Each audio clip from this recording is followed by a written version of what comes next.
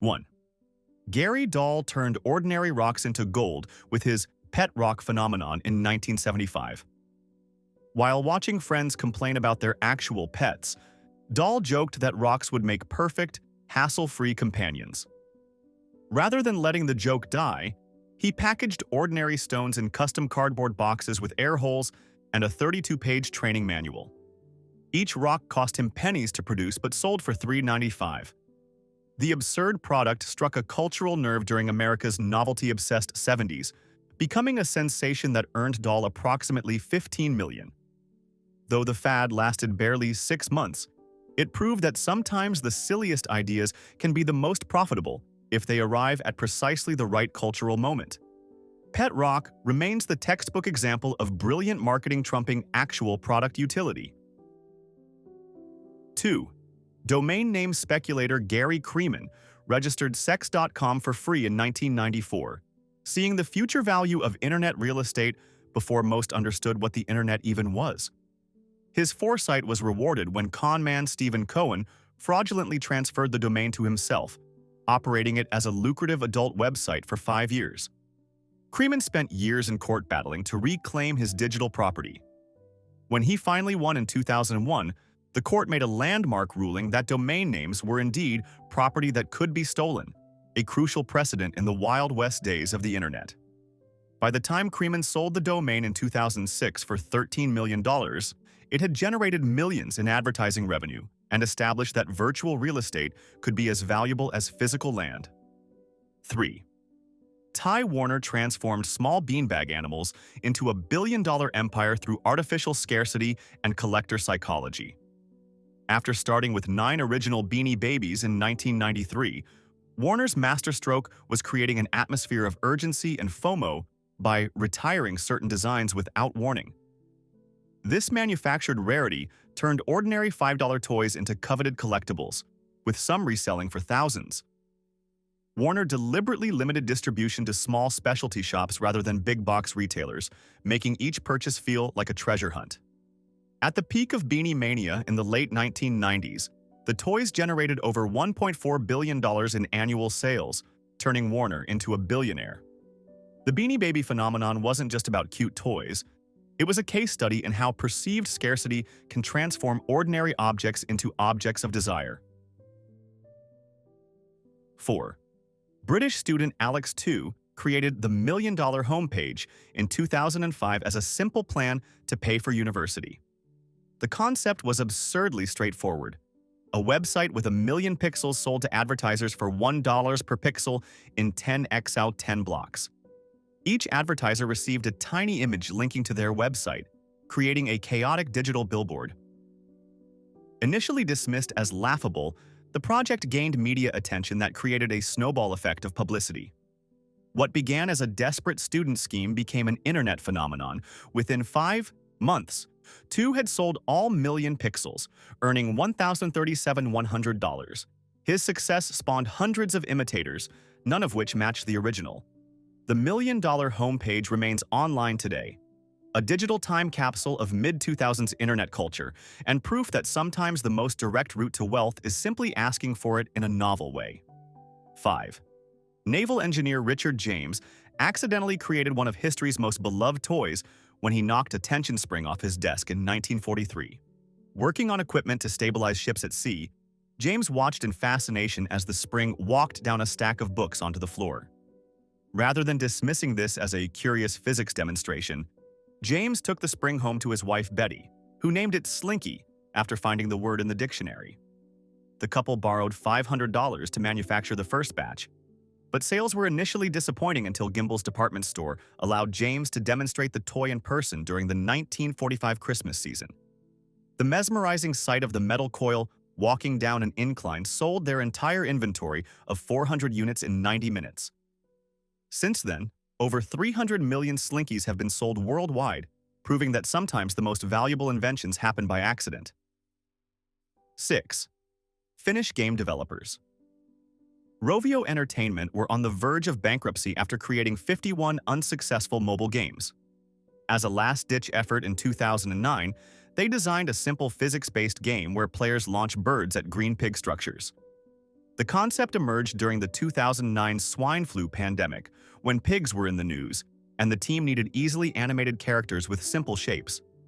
The gameplay was accessible enough for casual players, but challenging enough to be addictive. Within months, Angry Birds became a global phenomenon, rocketing to the top of App Store charts in 75 countries. By 2012, the game had generated over $200 million in revenue, transforming Rovio from a failing studio into a multimedia empire with movies, merchandise, and theme park attractions. The overnight success was actually the result of years of failure and persistence. 7.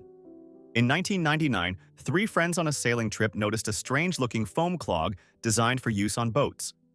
Recognizing its potential beyond nautical use, Scott Siemens, Lyndon Hansen, and George Bodecker acquired the rights to the shoe's design from Canadian company Foam Creations.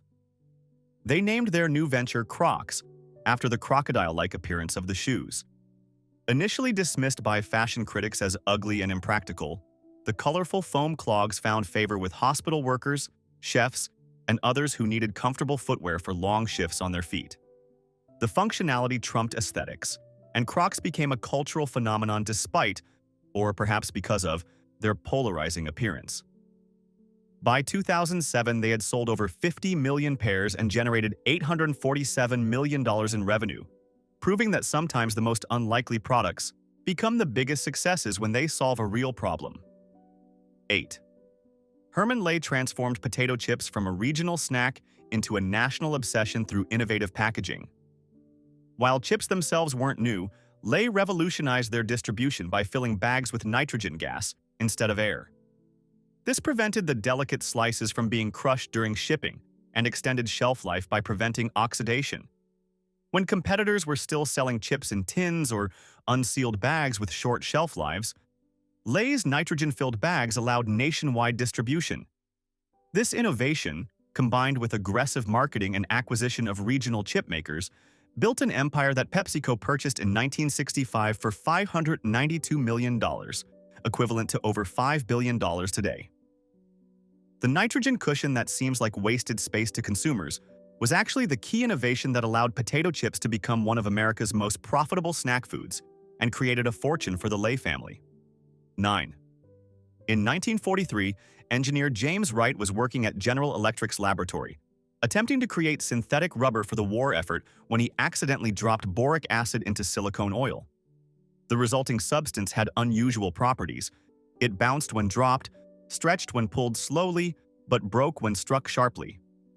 Despite extensive testing, GE couldn't find a practical military application and shelved the invention. Years later, marketing consultant Peter Hodgson spotted the substance at a party where it was entertaining guests. Recognizing its potential as a novelty item, he borrowed $147 to buy the production rights, packaged it in plastic eggs, and named it Silly Putty. The toy became an instant hit after being featured in a New Yorker article in 1950.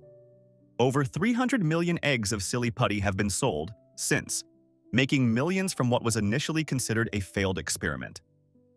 10. In 1968, 3M scientist Spencer Silver accidentally created an adhesive that formed itself into tiny spheres with a removable quality instead of forming permanent bonds. For years, Silver presented his failure at company seminars, searching for a use. The breakthrough came when his colleague Art Fry, frustrated by paper bookmarks falling out of his hymnal during choir practice, remembered Silver's adhesive. Fry realized it could create bookmarks that would stick without damaging pages. After extensive development, 3M launched Post-it notes in 1980. The product initially faced market resistance until the company distributed free samples to businesses, creating an addiction-like demand. Post-it notes now generate over $1 billion annually for 3M and have become an office essential worldwide. The iconic yellow color was chosen simply because the lab had scrap yellow paper on hand during development, a happy accident that became a global brand identifier. 11. Xavier Roberts began his unlikely path to wealth by creating soft sculptured dolls based on an Appalachian folk art technique he had learned. Rather than simply selling them as toys, Roberts crafted an elaborate adoption narrative. Each doll was born in a cabbage patch and came with adoption papers and a unique name. Customers didn't buy dolls, they adopted them, signing certificates and promising to care for their new babies. This emotional connection transformed a simple toy into something more meaningful. When toy manufacturer Coleco licensed the concept in 1982, demand exploded beyond all projections.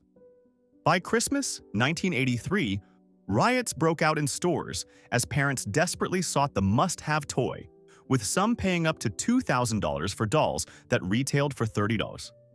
The Cabbage Patch Kids phenomenon generated over $4.5 billion in sales and created one of the most successful toy franchises in history.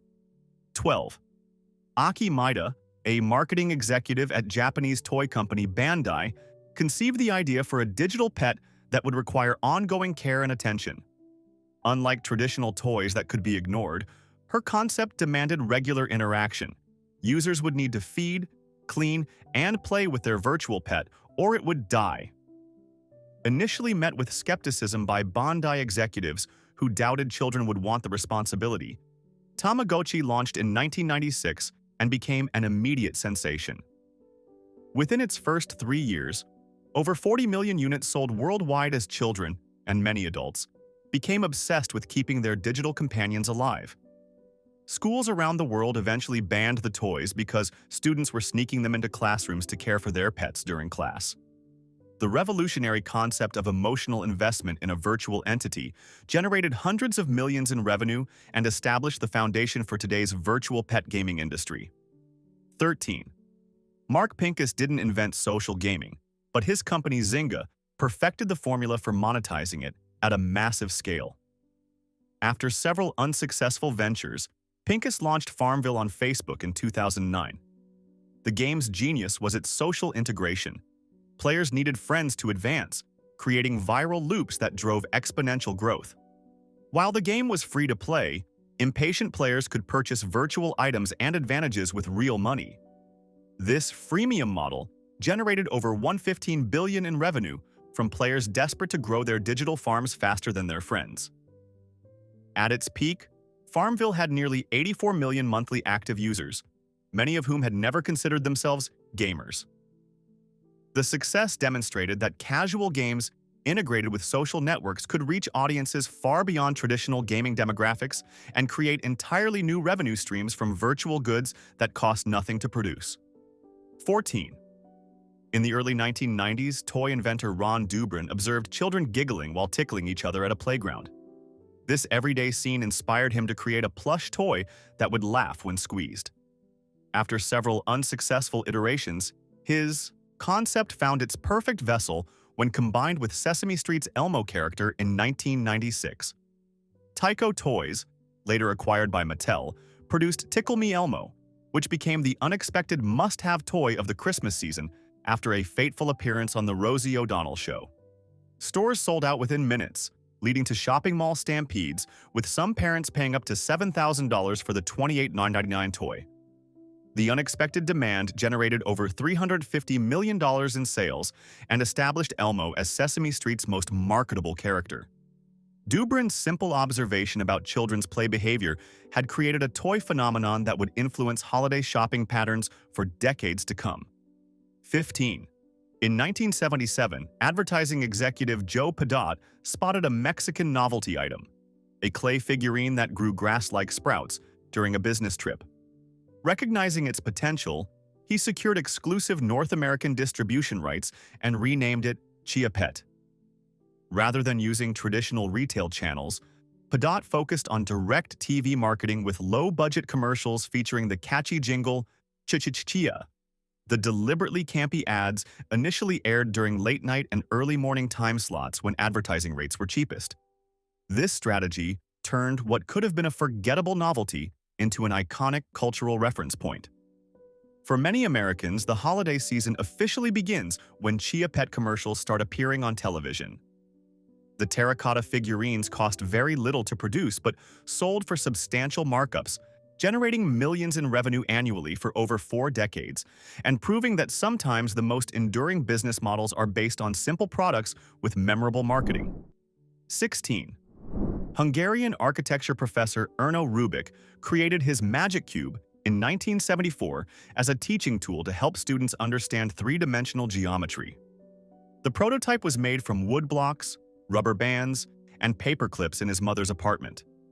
Rubik didn't realize he had created a puzzle until he scrambled his own cube and couldn't solve it. It took him a month to work out the solution. When the cube was released commercially in Hungary, it became a local sensation. However, the true breakthrough came when toy executive Tom Creamer spotted it at the 1979 Nuremberg Toy Fair and convinced Ideal Toys to distribute it globally as Rubik's Cube. The timing was perfect. The puzzle's complexity appealed to the emerging computer-age mindset.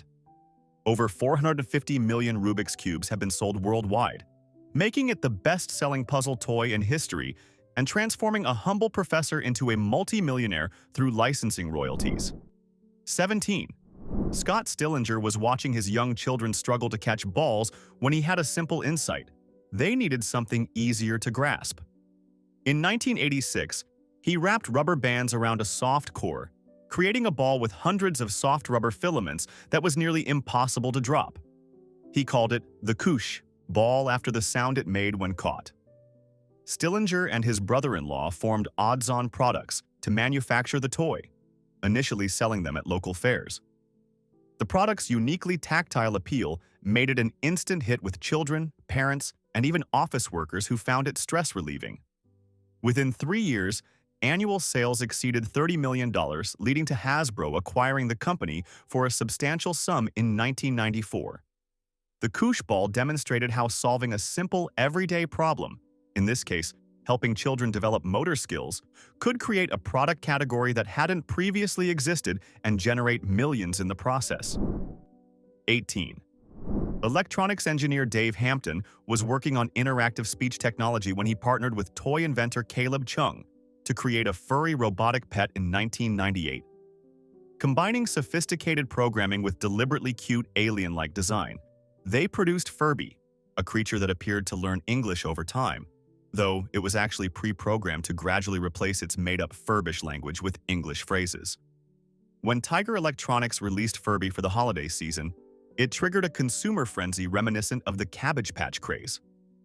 The toys sold out immediately, with secondary market prices reaching $300 for the $35 toy. Parents lined up overnight outside stores, hoping to secure one. The demand was so intense that 1.8 million Furbies sold in the first year alone, and over 40 million units to date, generating hundreds of millions for Tiger Electronics and later Hasbro, which acquired the brand. 19.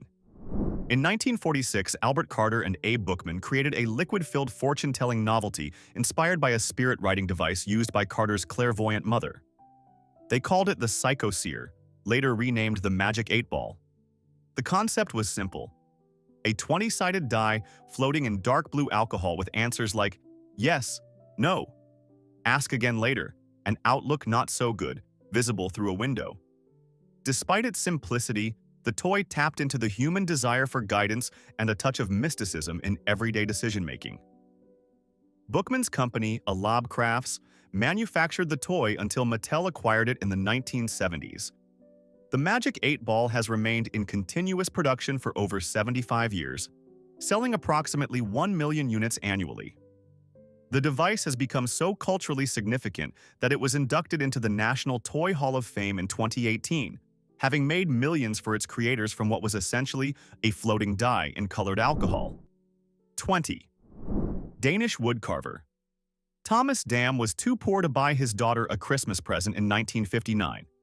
So he carved her a doll with wild hair and a friendly face based on local trolls from Scandinavian folklore.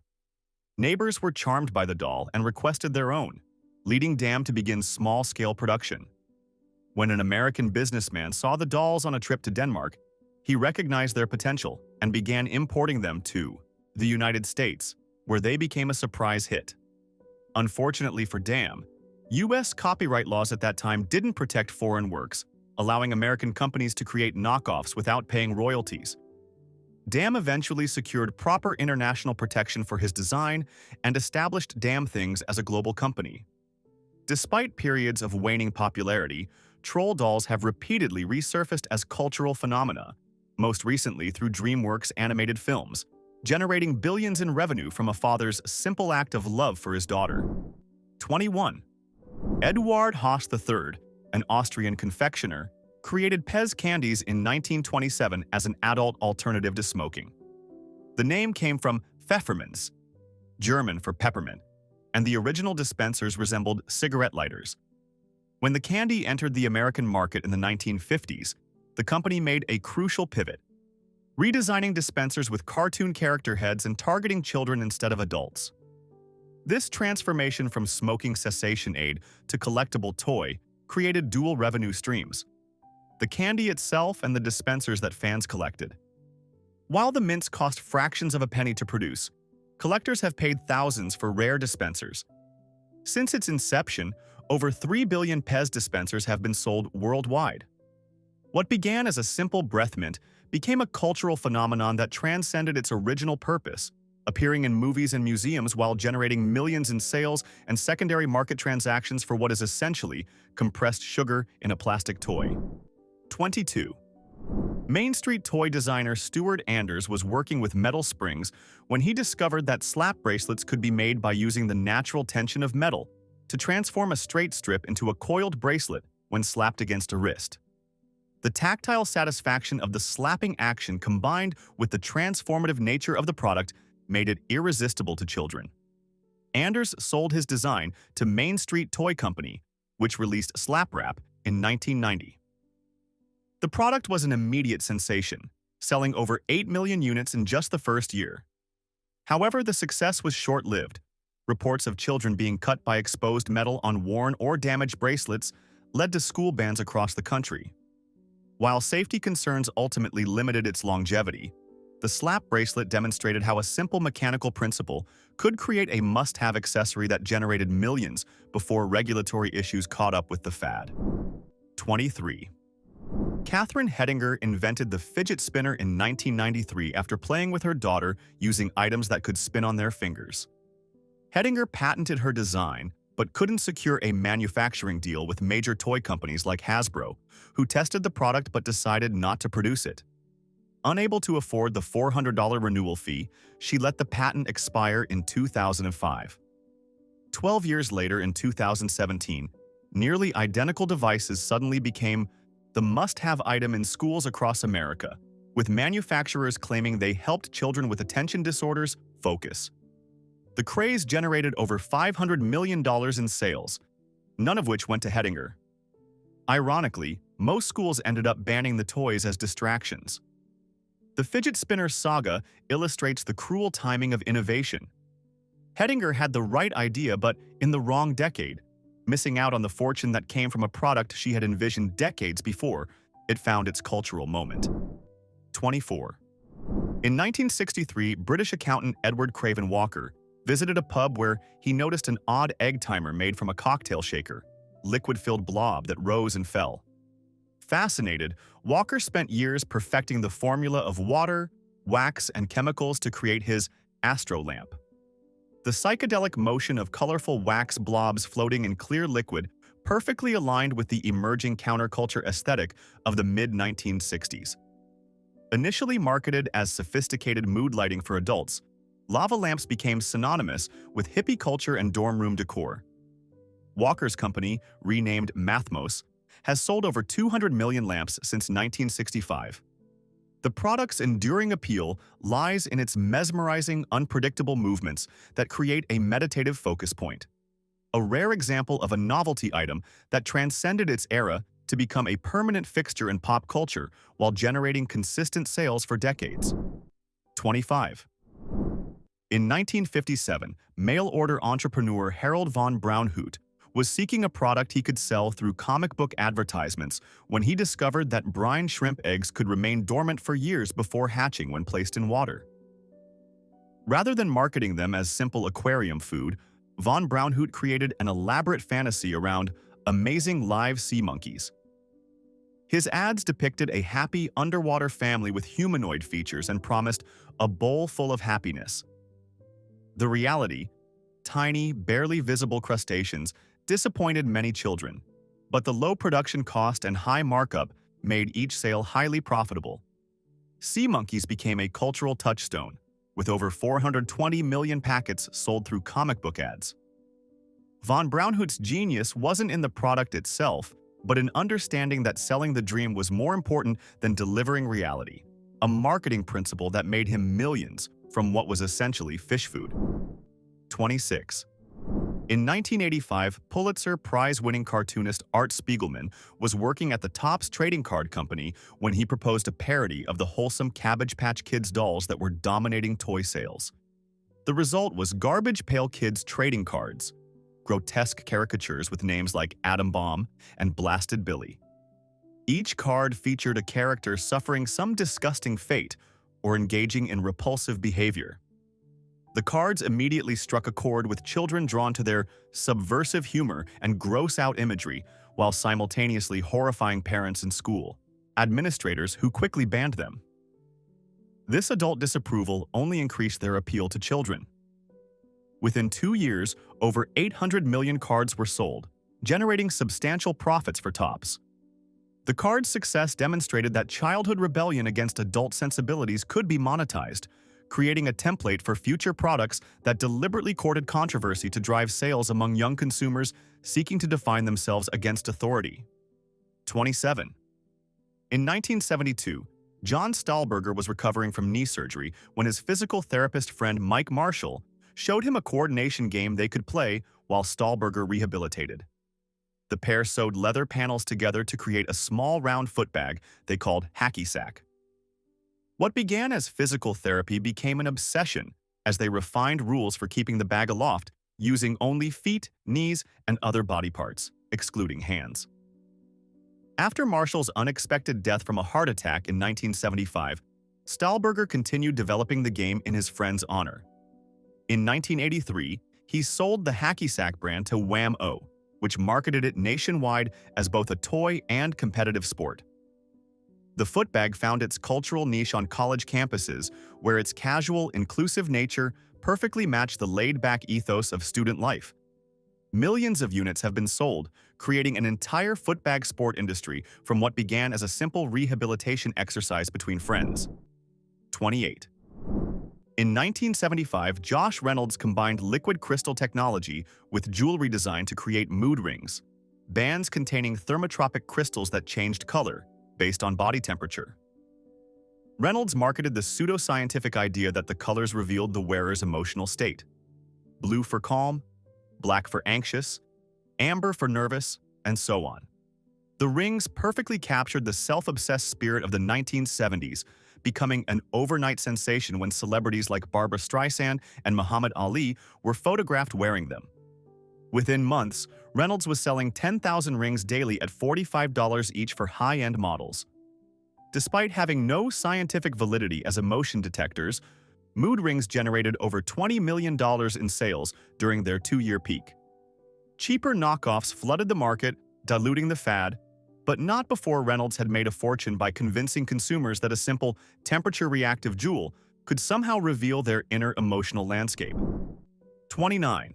In 1984, struggling comic book artists Kevin Eastman and Peter Laird were sketching at Laird's kitchen table when Eastman jokingly drew a turtle standing upright with nunchucks. What began as a parody of popular superhero tropes, combining the Teenage Mutant concept from X-Men with martial arts elements from Daredevil, evolved into Teenage Mutant Ninja Turtles. Using $1,000 in tax refund money, they self-published their first comic book in a black and white print run of 3,000 copies. The absurdist title and premise caught on with comic fans, leading to licensing deals that neither creator anticipated. By 1990, Turtles had exploded into a multimedia empire with an animated series, feature film, and action figures that dominated toy aisles. The franchise has generated over $6 billion in revenue across multiple reboots, transforming a kitchen table joke into one of the most successful independent comic creations in history, proving that sometimes the most ridiculous concepts find the greatest commercial success. 30. Satoshi Tajiri spent his childhood collecting insects in rural Japan, a hobby that became increasingly difficult as urbanization eliminated natural habitats. In 1990, he saw 2 boys connecting Game Boys with a link cable and imagined insects traveling along the cable between devices. This vision evolved into Pokemon, combining his childhood hobby of collecting with emerging gaming technology. Nintendo initially doubted the concept, but allowed development to continue for 6 years. When Pokemon finally released in 1996, it became a global phenomenon, with the trading card game alone generating over $9 billion in revenue. The genius of Pokemon was creating a self-reinforcing ecosystem where video games, trading cards, cartoons, and merchandise all drove interest in each other. Tajiri's ability to translate his childhood passion into a modern format created one of the highest-grossing media franchises in history, demonstrating how personal nostalgia can be transformed into a universal commercial success. 31. In 1974, Sanrio designer Yuko Shimizu was tasked with creating a character that would appeal to preteen girls. Drawing inspiration from both Japanese kawaii, cute culture, and Western influences like the children's book character Miffy, Shimizu designed a simplified white cat with no mouth and a red bow. Named Hello Kitty, or Kitty White officially, the character initially appeared on a small vinyl coin purse. Sanrio's breakthrough strategy was to focus on character licensing rather than creating narrative content. Hello Kitty had no cartoon or story beyond a few basic biographical details. This blank slate quality allowed consumers to project their own meanings onto the character, making her adaptable across cultures and age groups. The approach proved extraordinarily successful, with Hello Kitty appearing on over 50,000 products in 130 countries, generating approximately $7 billion annually and becoming a global cultural ambassador for Japan, all from a mouthless cat with minimal personality traits. 32. During the Great Depression, unemployed heating engineer Charles Darrow found himself with plenty of time but little money. Drawing on childhood memories of Atlantic City Boardwalk, he designed a real estate trading game using street names from the famous resort. Darrow hand-painted boards on oilcloth and created property cards and play money, selling sets to friends and local stores. When he approached Parker Brothers in 1934, they initially rejected the game, citing 52 fundamental errors in its design. Undeterred, Darrow produced 5,000 handmade sets that sold out in Philadelphia department stores. Parker Brothers reconsidered, purchasing the rights in 1935 and transforming Monopoly into a global phenomenon. The game has sold over 275 million copies in 114 countries and 47 languages, ironically making millions from a game originally created to pass time during economic hardship and based on a much earlier board game called The Landlord's Game. 33. Unemployed architect Alfred Mosher Butts spent the 1930s developing a word game that balanced skill and chance. After studying letter frequency in publications like the New York Times, he assigned point values to each letter based on its rarity. Butts initially called his creation Criss Crosswords and handmade sets for friends, attaching tiny wooden tiles to half-inch plywood boards. Despite multiple rejections from game manufacturers, Butts persisted in refining his invention. The breakthrough came when entrepreneur James Brunot offered to produce the game in exchange for a percentage of royalties, suggesting the name change to Scrabble. Sales remained modest until 1952, when Macy's chairman discovered the game on vacation and ordered a large stock for his stores. Overnight demand exploded, forcing Bruno to license production to Selchow and Reiter. Since then, over 150 million Scrabble sets have been sold worldwide, with Butts receiving royalties from each sale until his death in 1993. 34. In 1979, Canadian journalist Chris Haney and sports editor Scott Abbott were playing Scrabble when they realized some pieces were missing. Their frustration sparked a conversation about creating their own board game. Over beers, they sketched the concept for Trivial Pursuit, a game testing knowledge across various categories. With no experience in game design or manufacturing, they raised initial capital from friends and family, offering shares at $1,000 each. Early prototypes featured handwritten questions on index cards. When the game launched in 1981, it initially struggled until a favorable review in Canada's national newspaper sparked interest. By 1984, Trivial Pursuit had become a cultural phenomenon, selling over 20 million copies that year alone. Horn Abbott Limited eventually licensed the game to Hasbro for hundreds of millions in royalties. What began as a reaction to missing Scrabble pieces transformed two journalists into multimillionaires, proving that sometimes the best business ideas emerge from everyday frustrations rather than deliberate innovation. 35. In 1955, Walter Morrison was tossing a pie tin back and forth with his wife on a California beach when inspiration struck. Unlike most of us who'd simply continue the game until someone got bored, Morrison saw dollar signs in those flying discs. He refined the design, creating a plastic flying disc that could soar through the air with remarkable stability. When toy company Wham-O acquired the rights, they rebranded it as the Frisbee after the Frisbee Pie Company, whose tins had long been tossed by Yale students. The simple plastic disc became a cultural phenomenon, selling over 200 million units and generating millions in royalties for Morrison. What makes this story particularly delicious is that Morrison essentially monetized the age-old human urge to throw flat objects through the air, something people had been doing for free since the dawn of time. Talk about finding gold in plain sight. 36.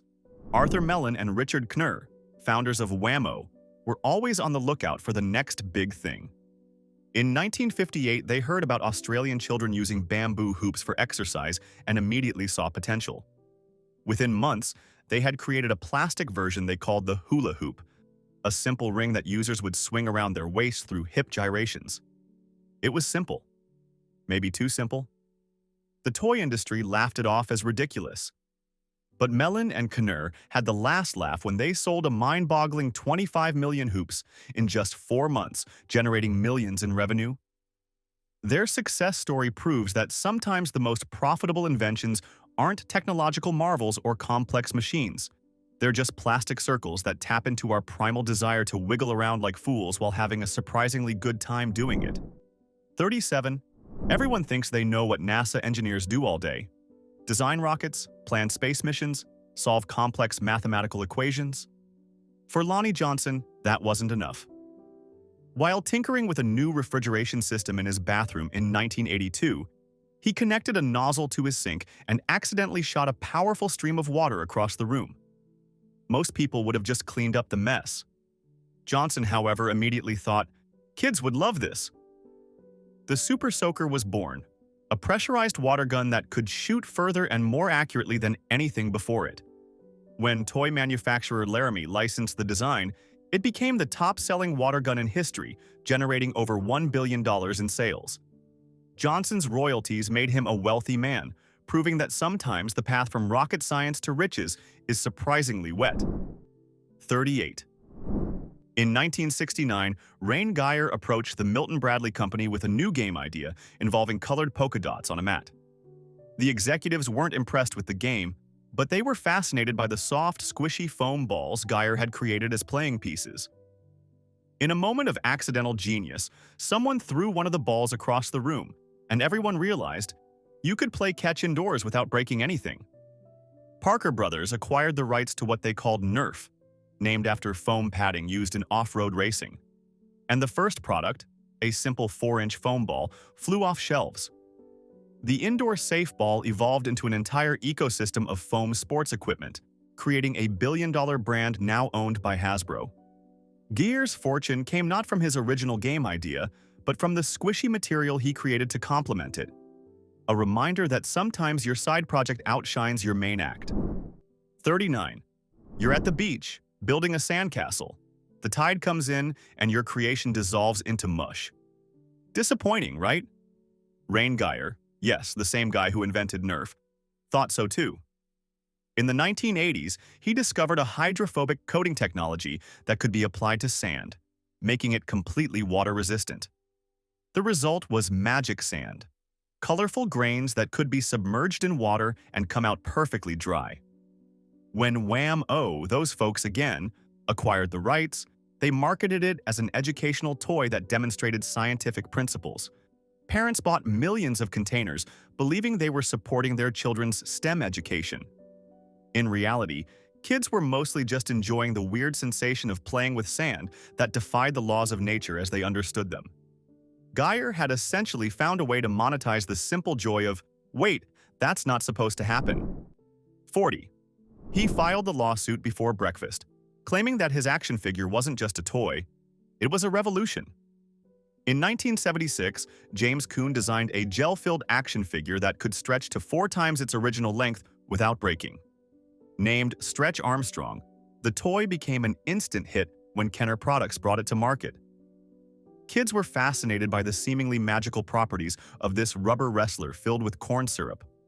What made Stretch Armstrong different from other action figures was that it invited destruction. The whole point was to test its limits, to see how far it could stretch before breaking. Millions of units sold, making Kuhn a wealthy man from a concept that essentially monetized children's natural desire to destroy things without getting in trouble. Sometimes understanding human nature, especially its more destructive impulses, is the fastest route to wealth. 41. The Mona Lisa of stereoscopic viewers, the Viewmaster, began with an accidental meeting at the Oregon Caves National Monument in 1938. William Gruber, a piano tuner and photography enthusiast, was using a custom rig to take 3D photographs when he met Harold Graves, president of Sawyer's Inc., a postcard company. Within hours, they had sketched plans for what would become the Viewmaster, a device that showed stereoscopic 3D images on cardboard reels. Initially marketed as an educational tool for adults, the Viewmaster found its true audience when it shifted to children's entertainment, particularly after acquiring the rights to Disney characters in the 1950s. Over 1 billion reels and viewers have sold since its creation, generating substantial licensing revenue for Gruber. His fortune came from recognizing that humans have an innate fascination with seeing the world in 3 dimensions, even if that world is just Mickey Mouse on a cardboard disc. 42. In 1955, André Cassagne, a French electrician, was installing a light switch plate when he noticed that pencil marks on a decal transferred to the other side. Most people would have simply continued their work. Cassagnes, however, spent the next few years developing this observation into the Etch-a-Sketch, a drawing toy that used aluminum powder, plastic beads, and a stylus controlled by 2 knobs. When the Ohio Art Company acquired the rights, they initially had modest expectations. The toy exceeded all projections, selling over 100 million units and generating millions in royalties for Cassagnes. What makes this story particularly remarkable is that Cassagnes had no background in toys or design. He simply observed an interesting phenomenon during his day job and refused to let it go. His persistence transformed a curious electrical property into one of the most recognizable toys in history, proving that sometimes the best ideas come not from dedicated research, but from paying attention to the world around you. 43. You're watching your architect father design an earthquake-proof building in Japan when inspiration strikes. That's exactly what happened to John Lloyd Wright, son of famed architect Frank Lloyd Wright, in 1916. While observing his father's work on the Imperial Hotel in Tokyo, he noticed the interlocking beam system designed to make the building earthquake-resistant. Wright Jr. translated this architectural technique into a toy, Lincoln Logs, notched miniature logs that could be assembled into sturdy structures. The toy's name cleverly connected the building concept to Abraham Lincoln and his legendary log cabin beginnings. The simple wooden toy sold millions of sets, creating a lasting franchise that has entertained children for over a century.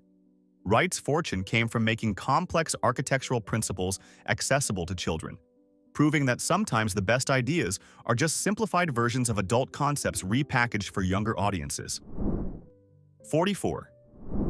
In 1992, Joel Glickman was fiddling with straws at a wedding reception when he had a million-dollar thought. What if these could connect at different angles? Most people would have thrown the straws away and returned to the dance floor. Glickman, however, spent the next year developing Connects, a construction toy system of rods and connectors that could create complex 3D structures. When retailers initially showed little interest, he demonstrated the toy's potential by building elaborate contraptions, including a working Ferris wheel. The visual impact won over skeptics, and Connects quickly grew into a $100 million annual business competing directly with Lego. Glickman's success came from recognizing the limitations of existing building toys and creating something that filled the gap between traditional blocks and advanced engineering sets. His wedding reception daydream transformed into an empire built on plastic rods, proving that inspiration can strike anywhere. even while you're trying to avoid making small talk with distant relatives. 45. Everyone thinks they know the story of the spirograph, that it was invented as a toy. In reality, Dennis Fisher was a British engineer who created the original device in 1962 as a drafting tool for engineers. The system used interlocking plastic gears to create precise mathematical curves called hypotrichoids and epitrichoids. While showing the tool to colleagues, Fisher noticed their children were fascinated by the patterns it created. Recognizing an opportunity, he adapted his professional tool into a toy that combined art and mathematics. When it hit the market in 1965, Spirograph became an immediate success, selling millions of sets worldwide. Fisher's fortune came from recognizing that children could find joy in mathematical principles they didn't yet understand, essentially monetizing the simple pleasure of creating complex patterns through simple movements. His story demonstrates that sometimes the best children's products weren't originally intended for children at all. 46. In 1913, A.C. Gilbert, a Yale-trained physician and Olympic gold medalist in pole vaulting, was riding a train when he observed workers assembling steel girders for power line towers. Instead of simply admiring their work, Gilbert was inspired to create the Erector set, a construction toy consisting of metal strips, girders, wheels, and nuts and bolts that could build working mechanical devices. During World War I, the U.S. government considered banning toy production to conserve materials. Gilbert famously argued before the Council of National Defense that toys were essential for developing the minds that would engineer America's future, earning him the nickname, the Man Who Saved Christmas. The Erector set became a phenomenal success, building a multi-million-dollar empire and inspiring generations of engineers.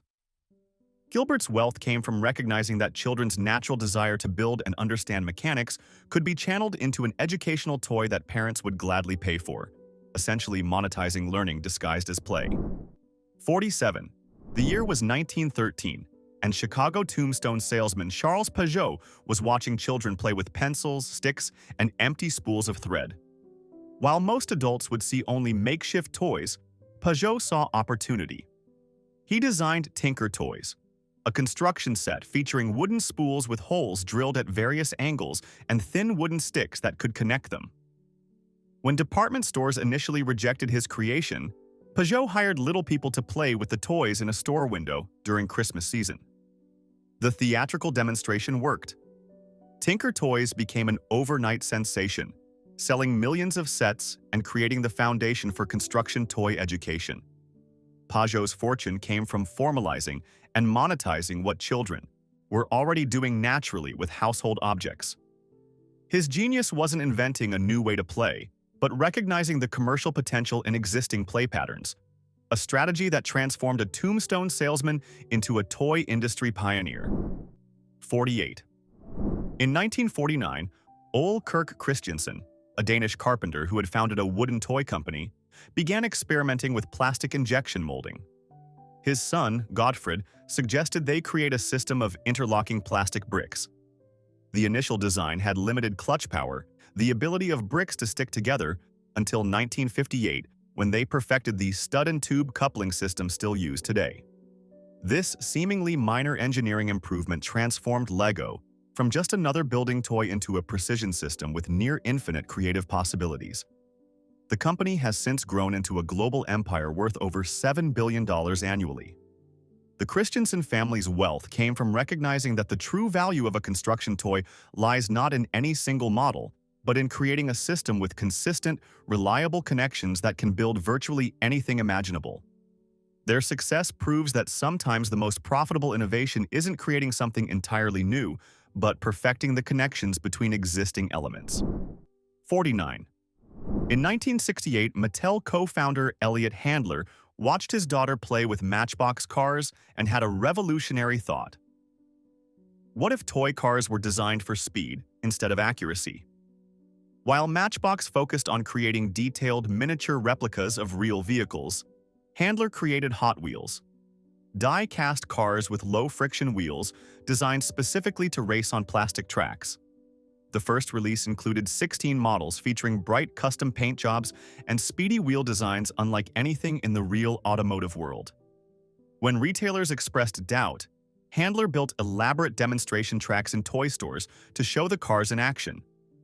The visual impact of seeing the cars zoom and perform stunts won over skeptics, and Hot Wheels quickly became Matchbox's primary competitor.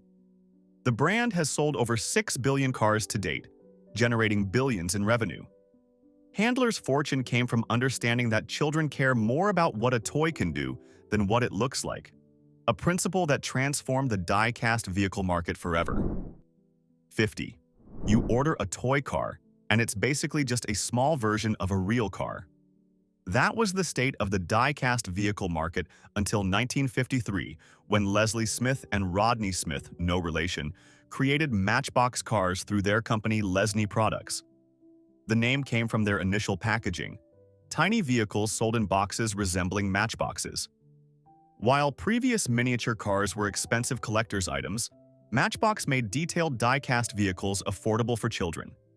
The first car was a miniature road roller, created when Jack Odell, one of Lesney's co-owners, made it for his daughter who could only bring toys to school if they fit inside a matchbox. This practical solution evolved into a global toy empire, selling billions of vehicles over decades. Smith's fortune came from democratizing detailed die-cast cars, taking what had been an expensive adult collectible and transforming it into an affordable children's toy without sacrificing quality. His success demonstrates that sometimes making something smaller and cheaper without compromising on details is the surest path to enormous profits. 51. In 1964, Don Levine, a creative director at Hasbro, observed a market gap. While girls had fashion dolls like Barbie, boys had no equivalent. Rather than simply creating a male fashion doll, Levine developed G.I. Joe, a posable military figure with realistic uniforms and equipment that he termed an action figure, to avoid the stigma boys associated with dolls. The timing was perfect, as military themes resonated with children raised by W-2 veteran fathers. When some parents expressed concern about war toys, Hasbro pivoted to the adventure team concept, focusing on rescue missions rather than combat. This adaptability ensured G.I. Joe's longevity through changing cultural attitudes. Over 5 decades, the brand has generated over $7.5 billion in sales. Levine's fortune came from recognizing both a market opportunity and the importance of terminology, proving that sometimes what you call something matters as much as what it actually is. 52. In 1945, Ruth Handler watched her daughter Barbara playing with paper dolls and noticed something curious. Rather than playing mommy, Barbara preferred giving her dolls adult roles. While most parents would have thought nothing of it, Handler saw a business opportunity. In 1959, after years of resistance from male executives at Mattel, the company she co-founded with her husband, Handler introduced Barbie, a fashion doll with an adult figure and career aspirations. Named after her daughter, the doll was initially met with skepticism from retailers who doubted parents would buy their daughters a doll with breasts. Handler proved them spectacularly wrong. Barbie became the best-selling fashion doll in history, with over 1 billion sold, generating over $1 billion annually for Mattel. Handler's fortune came from recognizing that children don't just play to imitate their current lives, but to rehearse their future ones. A psychological insight that transformed the toy industry forever. 53. In 1985, Pleasant Rowland visited Colonial Williamsburg, then tried to buy historical dolls for her nieces. Finding nothing between baby dolls and adult-focused Barbie, she spotted a gap in the market. A former teacher and textbook publisher, Rowland created American Girl in 1986, dolls representing diverse historical periods with detailed backstories, accessories, and books that taught history through personal narratives. When toy industry executives rejected her concept as too expensive and educational, Rowland launched through direct mail, allowing her to tell each doll's story properly. The premium-priced dolls, $85 in 1980s dollars, became a phenomenon, proving conventional wisdom wrong about what parents would pay for quality educational toys. When Rowland sold to Mattel in 1998, the company was valued at $700 million. Her success came from recognizing that many parents would gladly pay a premium for toys with substantial educational value and positive messages. essentially monetizing parental guilt and aspirations in one brilliant package. 54. He filed the lawsuit before breakfast, claiming that the traditional stuffed animal industry had forgotten what children really want. Actually, Maxine Clark never sued anyone. She simply revolutionized the industry. In 1997, Clark, a former executive at May department stores, founded Build-A-Bear Workshop after a shopping trip with a friend's daughter. When the child suggested they make their own stuffed animals, Clark recognized the potential in transforming passive toy shopping into an interactive experience. Her stores allowed children to select unstuffed animal skins, then participate in stuffing them, adding a fabric heart, recording personal messages, and creating birth certificates. The genius was in charging premium prices, typically 3 to 4 times the cost of comparable pre-made stuffed animals, for the experience of creation rather than just the product. The concept grew into a $400 million annual business with hundreds of locations worldwide. Clark's fortune came from understanding that in an increasingly digital world, children and parents would pay a premium for tactile, personalized experiences, essentially monetizing the process of toy making rather than just the toy itself. 55. In 1998, Carlton Calvin noticed Japanese businessmen using aluminum kick scooters to navigate crowded streets. While most Americans might see this as merely a curious cultural difference, Calvin saw dollar signs. He secured import rights and founded Razor USA, introducing the lightweight, foldable scooter to the American market. Initial sales were modest until a brilliant marketing campaign placed the scooters in upscale catalogs as premium gifts. The positioning worked. Within 2 years, Razor had sold over 10 million scooters, creating a transportation toy craze that made Calvin a fortune. What makes this story particularly interesting is that Calvin didn't invent anything new. Kick scooters had existed for decades. His genius was in recognizing that a utilitarian transportation device used by adults in one culture could be recontextualized as a premium toy in another. Sometimes the path to wealth isn't creating something new, but simply moving something existing to a market that sees it differently. 56. In 1919, George Hansberg noticed something peculiar in the toy market. Children loved bouncing, but their options were limited. A creative thinker, Hansberg developed the modern pogo stick, with a spring mechanism that provided more bounce with greater stability than previous designs. He secured patent number 1,253,867 and began manufacturing what he called the healthiest toy in the world, a clever marketing angle that appealed to parents concerned about children's fitness. The simple device became a sensation, selling millions of units and creating a lasting outdoor toy category worth hundreds of millions over the decades. What's particularly impressive about Hansberg's success is the longevity. While most toy fads come and go, the pogo stick has remained relatively unchanged and consistently popular for over a century. His fortune came from creating a toy that perfectly balanced simplicity, physical challenge, and the universal human desire to temporarily defy gravity. Proof that sometimes the most enduring inventions are those that connect with our most basic physical instincts. 57. The Mona Lisa of ankle-based toys, Skip It, was created by Maggie Harvey in 1987 during a stroke of genius that combined jump rope dynamics with the physics of centrifugal force. The concept was brilliantly simple: a plastic ball on a cord that attached to the ankle, which users would swing around one leg while hopping over it with the other. Later versions included a counter to track successful rotations, adding a competitive element that extended play value.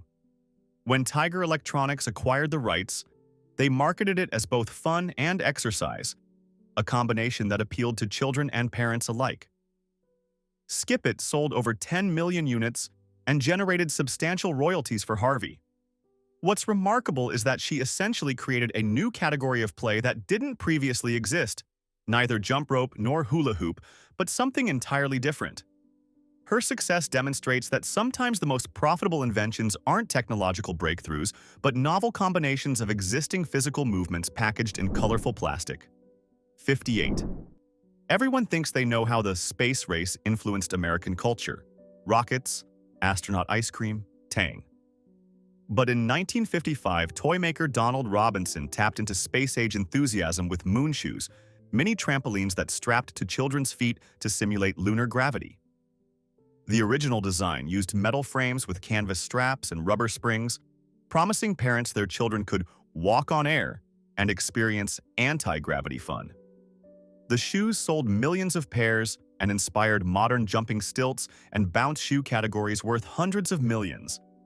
Robinson's marketing genius was connecting a simple bouncing toy to the national obsession with space exploration, essentially piggybacking his product on NASA's popularity without any actual affiliation. His fortune came from understanding that children didn't need accurate lunar physics. They just needed permission to bounce around while pretending to be astronauts. Sometimes the most profitable innovation isn't in the product itself, but in how you connect it to larger cultural narratives. 59. In 1960, Robert Carrier, an upholsterer from California, was using a hose to wet down a strip of naugahyde, artificial leather, when he noticed his son sliding across it with surprising speed. Most parents would have just told their kid to be careful. Carrier, however, saw opportunity. He developed a long plastic sheet with a continuous water spray along one edge, creating what Wham-O would market as the slip and slide. The concept was ridiculously simple: a plastic runway that, when wet, allowed children to slide considerable distances on their stomachs.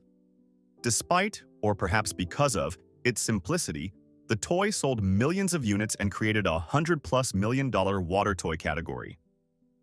Carrier's fortune came from recognizing the commercial potential in an accidental discovery: that the combination of plastic sheeting, water, and children's natural love of sliding could translate into a backyard staple. His success proves that sometimes the most profitable inventions aren't complex technologies, but simple observations about how humans, especially small ones, naturally want to play. 60. You're watering your lawn on a hot summer day in 1962 when your hose suddenly develops a mind of its own, whipping around like a snake on caffeine. For most people, this would be a minor annoyance. For the creative team at Wham-O, it was million-dollar inspiration. They developed the Water Wiggle, a serpentine sprinkler toy that connected to a garden hose and moved erratically as water pressure built up inside. Children would chase and try to catch the unpredictable device as it sprayed water in all directions. The toy sold millions of units before safety concerns led to recalls in the late 1970s after several tragic accidents. Despite its eventually troubled history, the Water Wiggle generated substantial profits during its heyday. What makes this case particularly interesting is that Wham-O essentially monetized a common plumbing problem, turning the annoying behavior of a pressurized hose into a deliberate feature rather than a bug.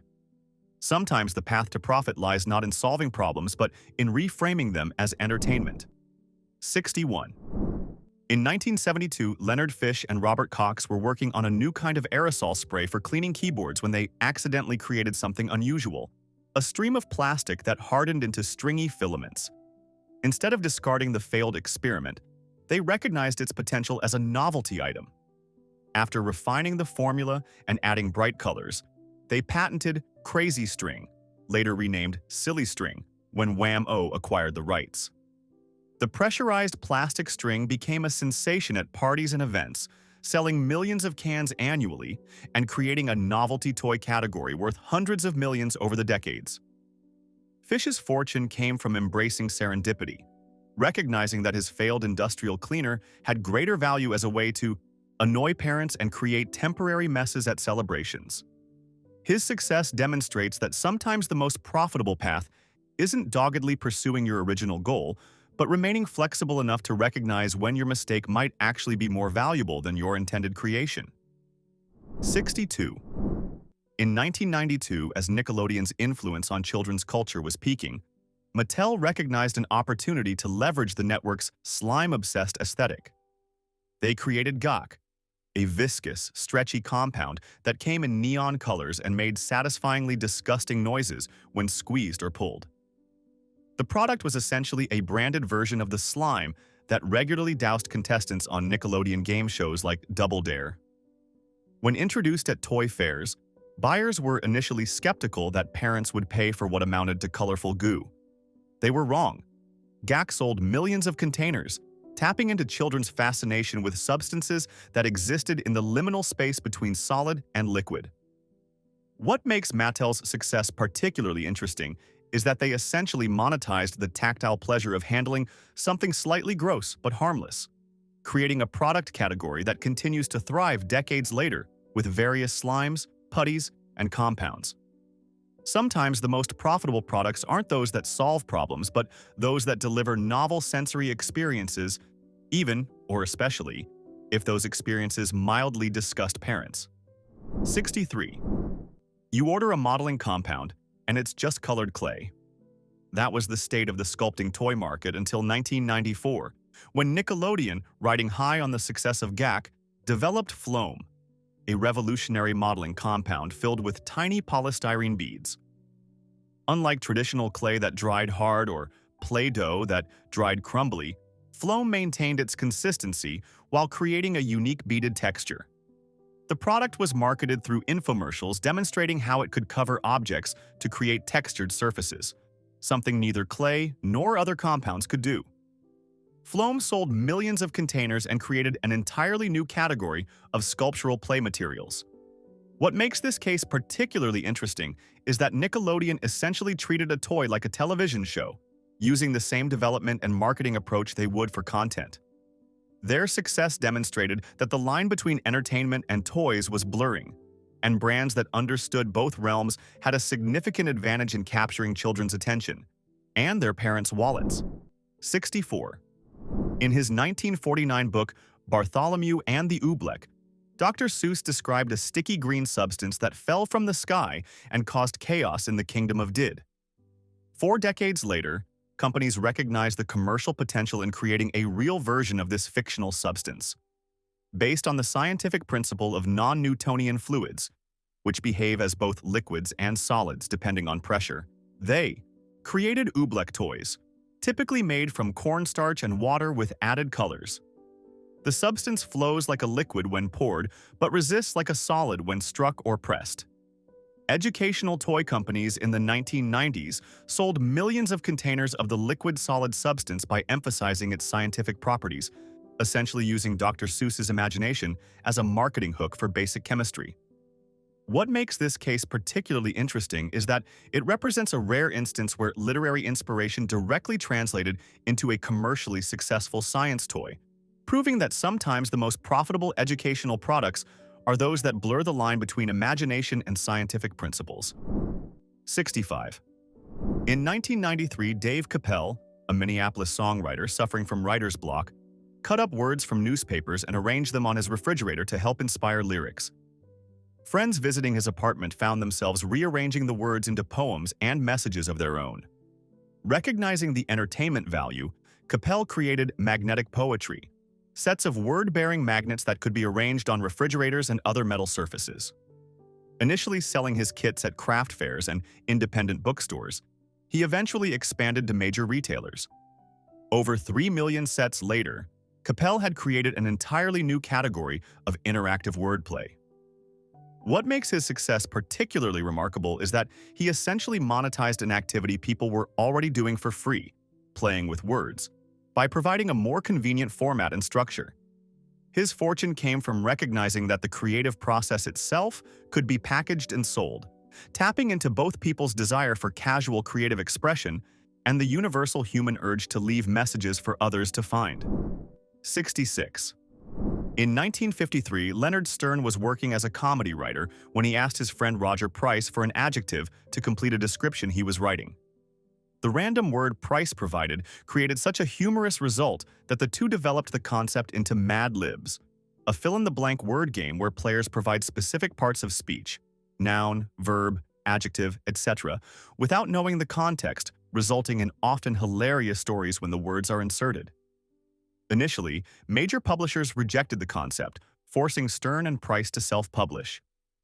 They sold copies from a booth at Saks Fifth Avenue before eventually finding a publisher. Over 110 million copies later, Mad Libs has become a cultural institution and educational tool that cleverly disguises grammar lessons as entertainment. Stern's fortune came from creating a game that balanced structure with unpredictability, education with absurdity. His success demonstrates that sometimes the most enduring entertainment products are those that make learning feel like breaking rules. In this case, creating deliberately wrong sentences that are technically grammatically correct but semantically ridiculous. 67.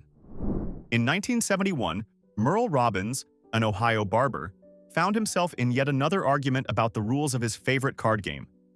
Instead of conceding the point, he created his own game with clear, simple rules that even his argumentative friends couldn't misinterpret. Using $8,000 of his savings, he printed 5,000 decks of what he called Uno, Spanish for one, and sold them from his barbershop and local bars. The color-coded game with special action cards proved so popular that he eventually sold the rights to a funeral parlor owner, who later sold it to Mattel. The game has since sold millions of decks annually, becoming a global phenomenon worth hundreds of millions. Robbins' story is particularly remarkable because it demonstrates that sometimes the most commercially successful games aren't those with the most innovative mechanics, but those that find the sweet spot of complexity, simple enough that anyone can learn quickly, yet strategic enough to remain engaging over repeated plays. His fortune came from recognizing that accessibility, not complexity, was the key to creating a truly universal card game. 68.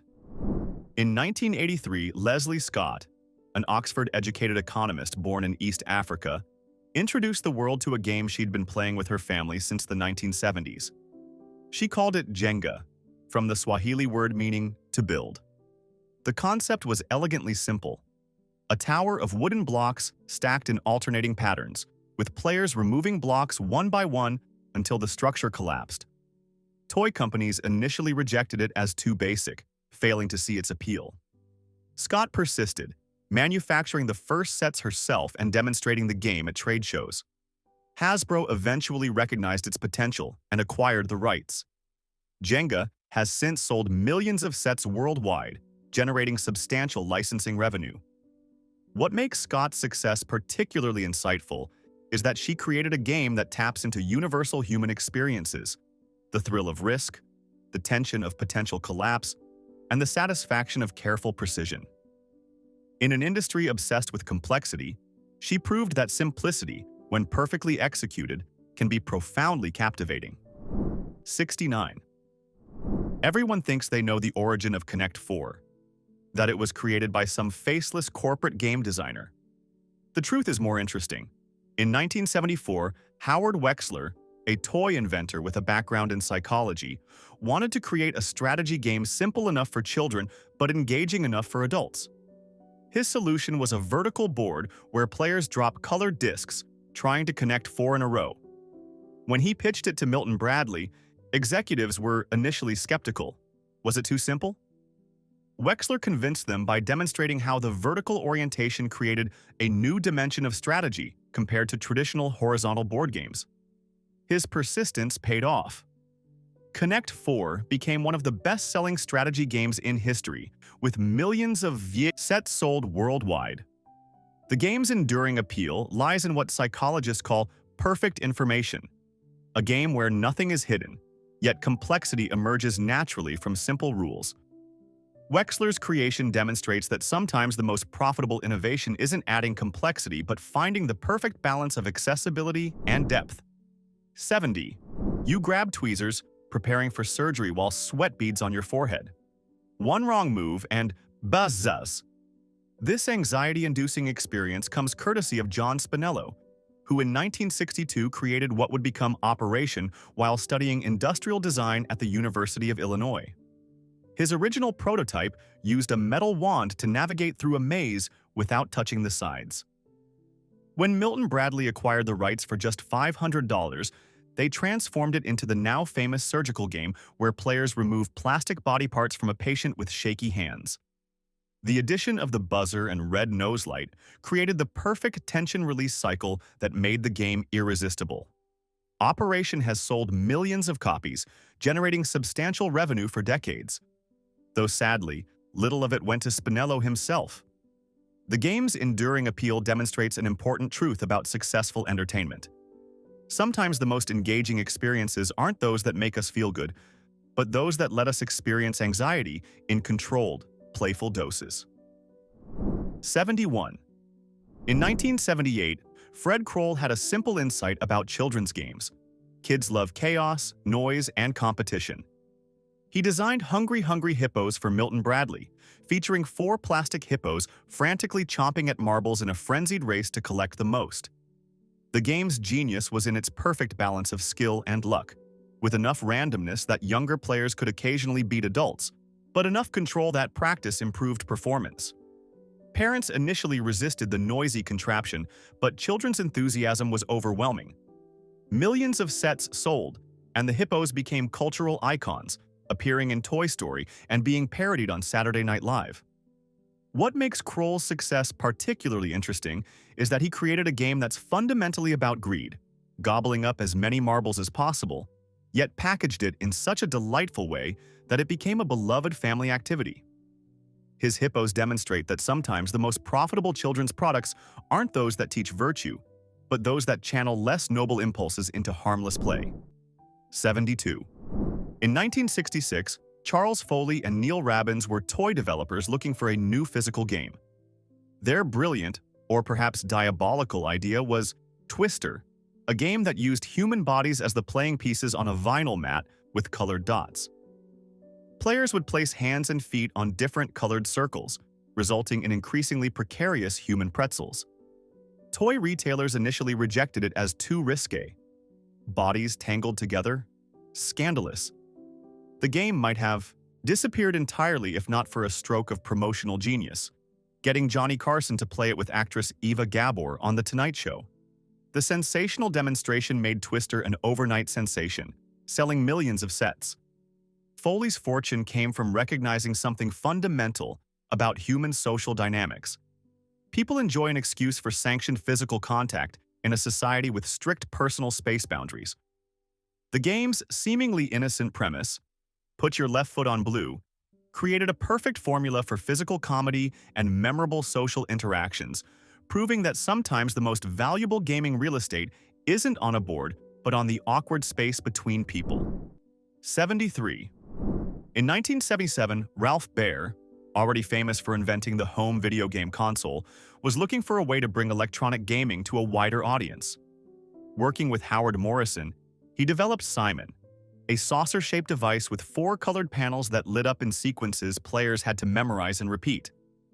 The concept was inspired by the children's game Simon Says, but with a hypnotic electronic twist. Initial market testing showed people becoming almost addicted to the challenge of beating their previous scores. When Milton Bradley released it during the 1978 holiday season, Simon became an instant phenomenon, selling millions of units and remaining in production for decades. Baer's electronic memory game was revolutionary in its simplicity. No screen, no complex controls, just lights, sounds, and human memory tested to its limits. The game's enduring appeal demonstrates an often overlooked principle in successful product design. Sometimes the most captivating digital experiences aren't those with the most advanced technology, but those that use technology to tap into fundamental cognitive challenges. 74. He filed the lawsuit before breakfast, claiming that following simple commands should be patentable. Actually, Dan Klitzner never sued anyone. He was too busy revolutionizing electronic toys. In 1996, this San Francisco toy inventor created Bop It, a handheld device that barked commands like twist it, pull it, and bop it, requiring players to perform the correct action on the corresponding part of the toy within seconds. The pace accelerated until inevitable failure, creating what psychologists call a compulsion loop, the same addictive cycle that makes video games so engaging. When Hasbro acquired the rights, they recognized its potential and developed numerous versions and spin-offs. Millions of units sold, generating substantial royalties for Klitzner. What makes his invention particularly brilliant is how it bridges digital and physical play, using electronics not to create a virtual experience but to enhance interaction with a physical object. The game's popularity across age groups demonstrates an important principle.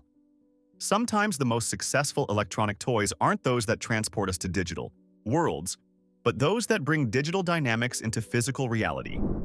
75. In 1998, Konami game designer Kazuhiro Senu faced a challenge. How to bring the excitement of dance clubs into arcades. His solution was Dance Dance Revolution, a game where players stepped on arrow-marked floor panels in time with music. Early testing in Japanese arcades showed players initially hesitant but quickly gathering crowds as performers developed impressive routines. The social spectacle aspect proved crucial to its success. When DDR machines arrived in American arcades, they generated up to $500 weekly, far outperforming traditional cabinets. The game spawned home versions for multiple consoles, generating hundreds of millions in revenue. What makes Sinu's creation particularly significant is that it fundamentally changed the perception of video games from sedentary activity to physical exercise. Some schools even incorporated DDR into physical education programs to combat childhood obesity. Sinu's success demonstrates that sometimes the most profitable innovation isn't creating something entirely new, but bridging existing activities. In this case, merging the physical joy of dancing with the structured challenge of video games. 76. The Mona Lisa of music gaming, Guitar Hero emerged from a simple question: why should learning music be so difficult? In 2005, brothers Charles and Kai Huang, founders of Red Octane, partnered with Harmonix to create a game that would let anyone feel like a rock star without years of practice. Their stroke of genius was the plastic guitar controller with colored buttons instead of strings, simplifying real guitar technique into an accessible approximation. When early retail buyers expressed skepticism about a game requiring a $70 plastic peripheral, the Huangs personally demonstrated it at every opportunity, knowing the experience sold itself. After launch, Guitar Hero became a cultural phenomenon, with Best Buy reporting people following delivery trucks to stores. Activision acquired Red Octane for $100 million in 2006, and the franchise has since generated over $1 billion. The Huang's success demonstrates an important truth about entertainment products. People will pay premium prices for experiences that make them feel talented without requiring actual talent, essentially monetizing the universal desire to perform without the universal willingness to practice. 77. In 2007, Alex Rigopoulos and Iran Egozi of Harmonix had already revolutionized music gaming with Guitar Hero, but they wanted to create something more social. Their solution was Rock Band, an expansion of the concept to include drums, vocals, and bass alongside the guitar. Early testing revealed something fascinating. Even reluctant players, once coaxed into participating, became enthusiastic performers. When MTV Games and Electronic Arts partnered to publish the game, they took a substantial risk producing the expensive instrument controllers.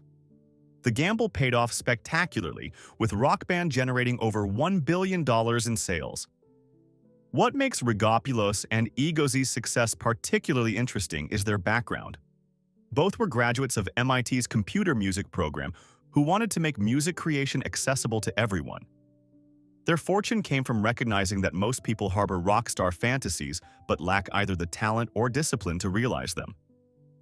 Rock Band provided a shortcut to that experience, proving that sometimes the most profitable products are those that give people a taste of dreams they've already abandoned. 78.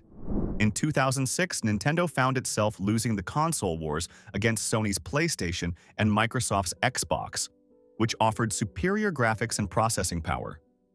Rather than competing on technical specifications, Nintendo's development team made a counterintuitive decision. They created a console with intentionally simple graphics but revolutionary motion controls. Wii Sports, bundled with the console, used these controls to create intuitive versions of tennis, bowling, baseball, golf, and boxing. When skeptical retailers first experienced swinging a virtual tennis racket with natural movements, their doubts vanished. The Wii and Wii Sports became global phenomena, selling over 82 million copies and making the console a fixture in nursing homes, physical therapy offices, and family living rooms alike. Nintendo's success demonstrates a principle that applies far beyond gaming. Sometimes the most profitable strategy isn't outperforming competitors on established metrics, but changing the basis of competition entirely. By prioritizing intuitive physical interaction over graphics, Nintendo created an experience that appealed to people who had never considered themselves gamers, essentially expanding the market rather than just fighting for existing market share. 79. Everyone thinks they know the story of Microsoft Kinect, that it was just another gaming peripheral. In reality, it represented one of the most ambitious consumer technology leaps of the early 2010s. Led by Brazilian-born inventor Alex Kipman, the Kinect development team created a device that could track human movements without requiring players to hold controllers. Using infrared depth sensors, cameras, and microphones, Kinect could recognize individuals, respond to voice commands, and translate physical movements into game actions. When launched in 2010, it sold 8 million units in just 60 days, earning a Guinness World Record as the fastest-selling consumer electronics device ever. What makes this story particularly remarkable is that Kinect's technology eventually proved more valuable beyond gaming. The sensors and software became foundational for advancements in robotics, medical devices, and augmented reality. Kipman's creation demonstrates an important principle in technology development. Sometimes the most valuable innovations aren't the products themselves, but the underlying technologies they help refine and popularize through mass production and real-world testing. 80. In 2009, Swedish programmer Marcus Notch Persson created a simple game inspired by Infiniminer and Dwarf Fortress, using blocky graphics that were criticized as primitive. He called it Minecraft. Without marketing budgets or corporate backing, the game spread through word of mouth on gaming forums. Its genius was in its lack of instructions or objectives. Players were simply dropped into a world where they could build anything, from simple shelters to working computers made of virtual redstone. This open-ended creativity resonated across generations. By 2014, Microsoft acquired Mojang, Persson's company, for $2.5 billion, one of the largest acquisitions in gaming history. What makes Persson's success particularly remarkable is the game's deliberate technical simplicity. In an era when other developers pursued photorealistic graphics, Minecraft embraced a blocky aesthetic that allowed it to run on almost any device. Persson's fortune came from recognizing that players value creative freedom and ownership of their experience more than visual fidelity, a principle that has profound implications for understanding human engagement with digital environments. 81. In 2012, a small team at King Digital Entertainment created what seemed like yet another Match 3 puzzle game. They called it Candy Crush Saga, adding saga to suggest an ongoing journey rather than a single experience. The game's innovation wasn't in its core mechanics, matching colorful candies in rows, but in its business model. While free to play, it incorporated strategically placed bottlenecks that could be overcome with small payments. This freemium approach proved astonishingly effective, generating over $1.5 billion annually through players spending just $1 or $2 at a time. The game's psychological hooks were masterful. Limited lives that regenerated just slowly enough to create frustration, social media integration that leveraged players' connections, and a progression system that alternated between easily winnable levels and nearly impossible ones. King Digital's success demonstrates the profound profitability of understanding human psychology, specifically how small moments of frustration can drive spending when the price point feels trivial. Their formula essentially monetized impatience, creating a blueprint for mobile gaming that has generated billions in revenue across the industry. 82. You find yourself mindlessly scrolling through your phone in 2009 when a notification appears. Someone has played a word against you. This was the genius of Words with Friends, created by brothers Paul and David Bettner through their company Newtoy. The game wasn't particularly original in its mechanics, essentially Scrabble with different scoring and board layout, but its asynchronous play perfectly suited mobile devices. Players could make moves whenever convenient, maintaining multiple games simultaneously without dedicated time commitments. When social features were added, allowing friends to easily find each other, the game exploded in popularity.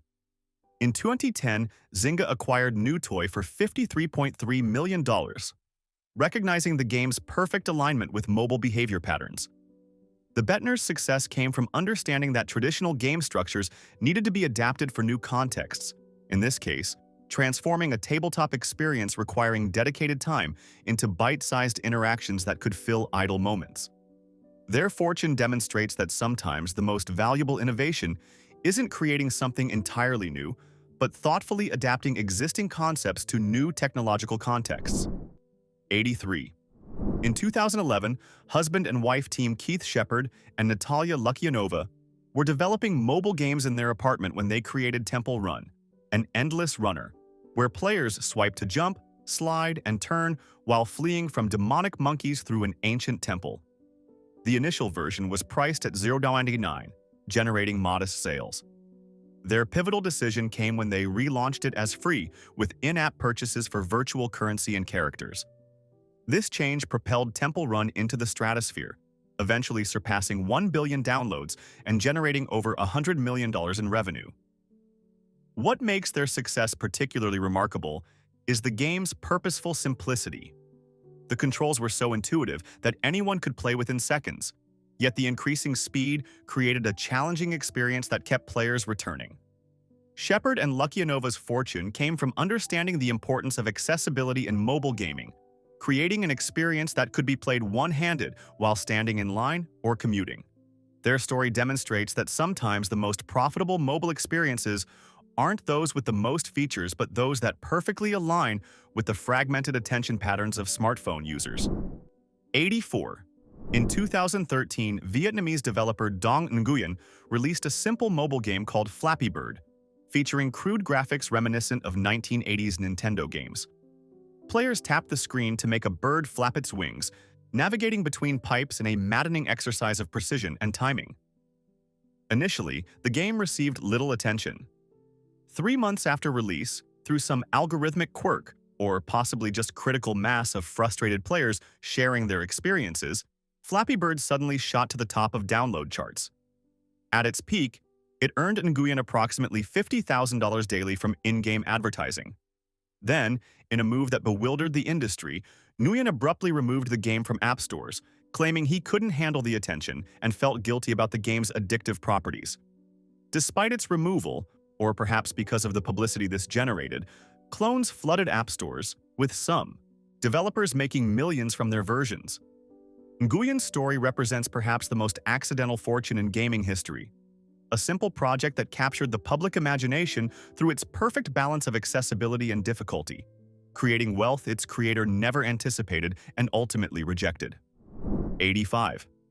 In March 2014, 19-year-old Italian web developer Gabriele Cirulli created 2048 as a weekend project to improve his programming skills. The sliding tile puzzle game, where players combine numbered tiles to reach the coveted 2048 tile, was actually inspired by existing games 3s and 1024. What made Cirulli's version unique was his decision to release it as free, open-source software on GitHub. The game went viral almost immediately, reaching over 4 million players in its first week. While Cirulli didn't monetize the original web version, stating, "I made this in my free time, and I don't feel like profiting from it," countless clones appeared on mobile app stores, generating millions for other developers. The irony is that the game's financial success benefited almost everyone except its creator. Cirulli's case demonstrates an important principle in digital product development. Sometimes the most influential creations aren't those designed to generate profit, but those that perfect an existing concept and make it freely accessible. His weekend project changed mobile gaming while reinforcing that originality, and financial reward aren't always correlated in the digital economy. 86. In 2018, 3 friends at game studio Inner Sloth released Among Us, a social deduction game where crewmates on a spaceship try to identify imposters among them. For 2 years, the game maintained a small but dedicated player base. Then came the pandemic lockdowns of 2020, when suddenly everyone was looking for ways to socialize virtually. Popular streamers discovered the game, showcasing how it created perfect conditions for dramatic moments and friendly accusations. Among Us exploded, growing from under 10 million downloads to over 500 million in just a few months. The game's genius was in its simplicity, accessible enough for non-gamers but offering rich social dynamics that generated unique stories with each play session. What makes Inner Sloth's success particularly remarkable is that they had actually begun work on a sequel before the original went viral. They promptly canceled the sequel, focusing instead on improving the suddenly popular original. Their story demonstrates that timing can be as important as design in determining a game's success. Among Us wasn't substantially different in 2020 than in 2018, but it perfectly matched the psychological needs of people isolated during lockdowns, creating a fortune its developers never anticipated. 87. In 2020, UK studio Mediatonic released Fall Guys: Ultimate Knockout, a colorful battle royale game where blob-like characters compete in obstacle courses, reminiscent of game shows like Takeshi's Castle and Wipeout. Launching during pandemic lockdowns and included free with PlayStation Plus, the game accumulated 11 million players on PlayStation alone within 3 weeks. What made Fall Guys particularly ingenious was how it reimagined the battle royale genre, popularized by Fortnite, for a broader audience. While traditional battle royales featured weapons and combat, Fall Guys replaced shooting with stumbling, creating family-friendly chaos that was as entertaining to watch as to play. The game's aesthetic, candy-colored obstacles and bumbling bean people, belied sophisticated physics systems and level design. Mediatonic's success attracted Epic Games, which acquired the studio for an undisclosed but certainly substantial sum. Their story demonstrates an important principle in entertainment. Sometimes the most profitable innovation isn't creating something entirely new, but finding the overlooked joy in established formats and presenting them in more accessible packages. 88. In 2021, Josh Wardle, a Brooklyn-based software engineer, created a word-guessing game for his partner, who enjoyed crosswords. He called it Wordle, a play on his last name. The game was elegantly simple. Players had 6 attempts to guess a 5-letter word, with color-coded feedback on correct and misplaced letters. Wardle initially shared it with family via a private website, then made it public in October 2021. Unlike virtually every other successful mobile game, Wordle had no monetization, no ads, no subscription, no in-app purchases, not even an app. It ran in web browsers. Its distinctive feature was social sharing. Players could post their results as a grid of colored squares without revealing the word, creating curiosity among friends. This viral mechanic drove exponential growth, from 90 players in November to millions by January. The New York Times acquired Wordle for a reported low 7 figures, just 3 months after its public release. Wordle's accidental fortune came from understanding core principles of game design: simple rules, daily ritual, and social sharing, while ignoring conventional wisdom about monetization. His creation demonstrates that sometimes the most valuable digital products are those designed for joy rather than profit. 89. In 2017, Matt Hall and John Watkinson of Larva Labs created CryptoPunks, 10,000 uniquely generated pixel art characters living on the Ethereum blockchain. Initially, they gave them away free to anyone willing to pay the transaction fee. For nearly 4 years, these digital images traded for modest sums among cryptocurrency enthusiasts. Then, in 2021, the NFT market exploded. Suddenly, these crude pixel portraits were selling for millions. One punk sold for $11.8 million at Sotheby's. What makes this story particularly remarkable is that Hall and Watkinson didn't design CryptoPunks as an investment vehicle. They were exploring how blockchain could verify ownership of digital art. Their accidental fortune came from creating the template for what would become the NFT standard ERC-721, essentially inventing a market that would later be worth billions. While subsequent NFT projects were deliberately designed to extract maximum value, CryptoPunks represent perhaps the purest example of how innovation at the intersection of art and technology can generate extraordinary wealth without initially intending to. Their creation demonstrates that sometimes the most valuable contributions aren't the finished products themselves, but the frameworks they establish for future development. 90. Everyone thinks they know the story of Dogecoin, that it was just another cryptocurrency. The truth is far stranger. In 2013, software engineers Billy Marcus and Jackson Palmer created Dogecoin as a joke, combining blockchain technology with the popular Doge meme featuring a Shiba Inu dog. Unlike Bitcoin with its serious financial ambitions, Dogecoin was deliberately absurd, featuring a cartoon dog on its logo and Comic Sans text. The creators were so committed to the joke that they included random block rewards and removed the supply cap that gives most cryptocurrencies their scarcity value. Marcus sold his holdings early for enough money to buy a used Honda Civic. Then, 8 years later, something bizarre happened. Elon Musk began tweeting about Dogecoin, calling himself the Doge Father. The joke currency that Marcus had abandoned years earlier skyrocketed 12,000%, reaching a market cap of over 80 billion. This may be the only case in history where a project explicitly created as parody generated more wealth than many serious ventures, proving that in markets driven by sentiment and social signaling, sometimes the joke itself becomes the most valuable asset. 91. In 2010, programmer Laszlo Hanyecz made what seemed like an ordinary forum post. He offered 10,000 bitcoins, then a niche digital currency worth around $40, to anyone who would deliver 2 pizzas to his house. A teenager took the deal, ordering Hanyecz 2 Papa John's pizzas for about $25 and receiving the bitcoin in exchange. This mundane transaction made history as the first real-world purchase using Bitcoin, establishing that the cryptocurrency could actually buy something tangible. As Bitcoin's value increased, Hanyecz's transaction became legendary.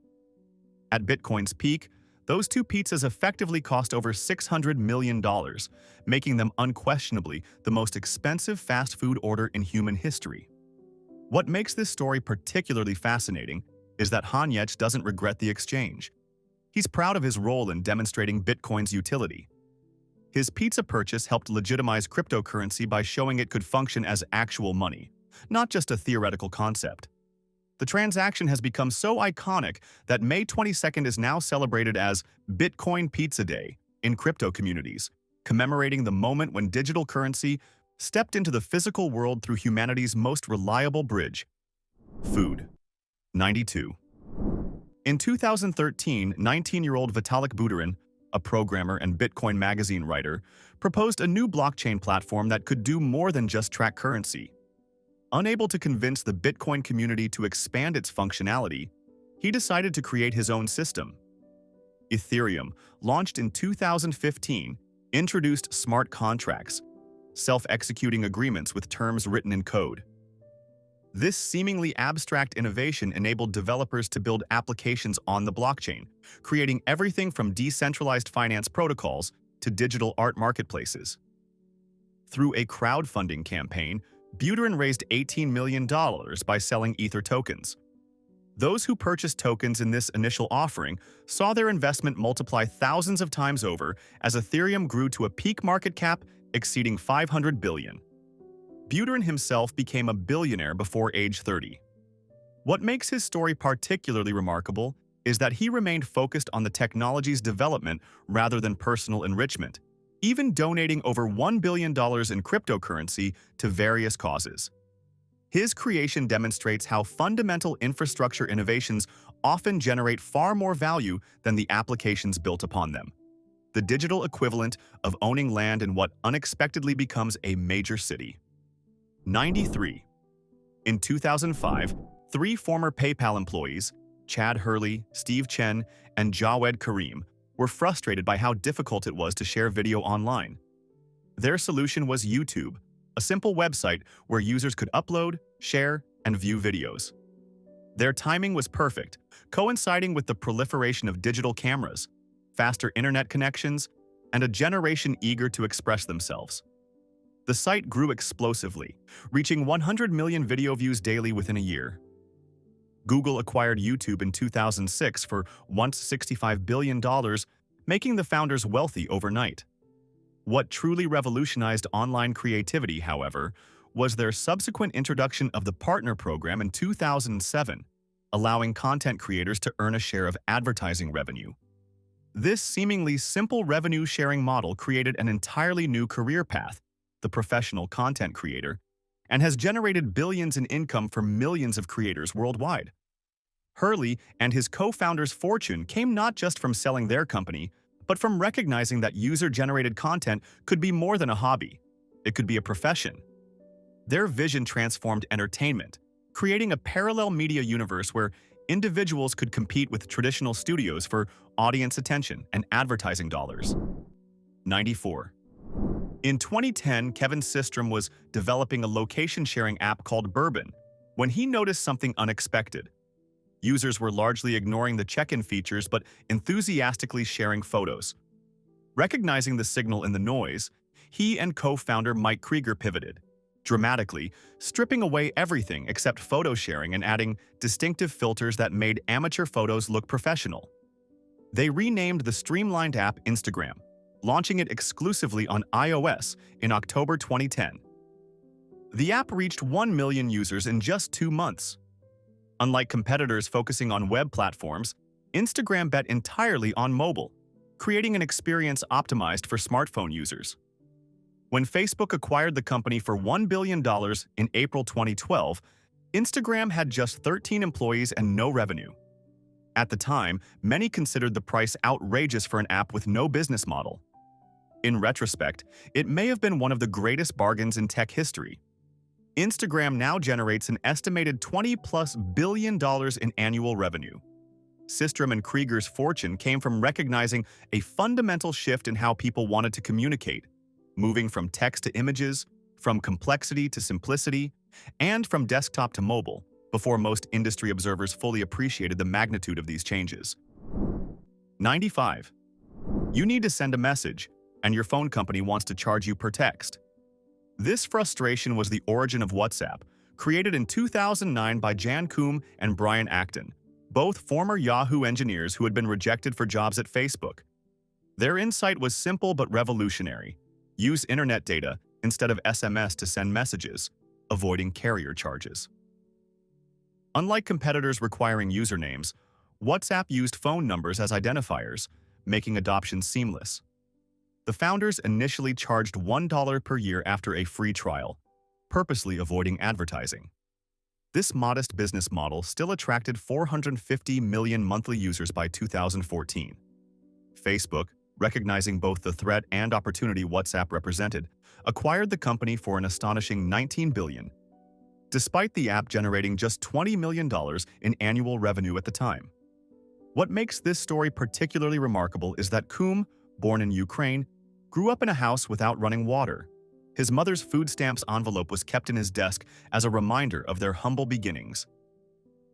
His journey from poverty to creating the world's most popular messaging platform, now with over 2 billion users, represents one of the most dramatic rags-to-riches stories in technology history, demonstrating how solving a widespread frustration can create extraordinary value. 96. In 2011, Stanford University students Evan Spiegel and Bobby Murphy created a photo messaging app with a twist. Images would disappear after viewing. Initially called Picaboo, they renamed it Snapchat and watched it spread through high schools and colleges like wildfire. The app's ephemeral nature created a new kind of social interaction, free from the permanent record that made Facebook and other platforms increasingly anxiety-inducing for younger users.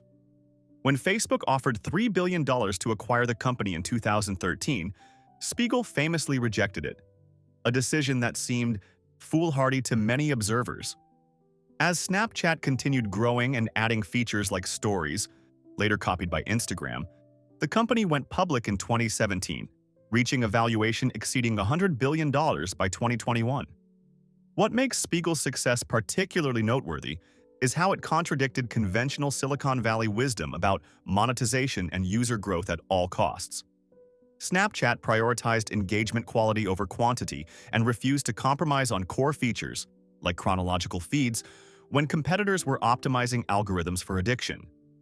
Spiegel's fortune came from recognizing that digital social interaction needed to evolve beyond the permanent record model that dominated early social media, creating a more human experience that acknowledged our need for casual, consequence-free communication. 97.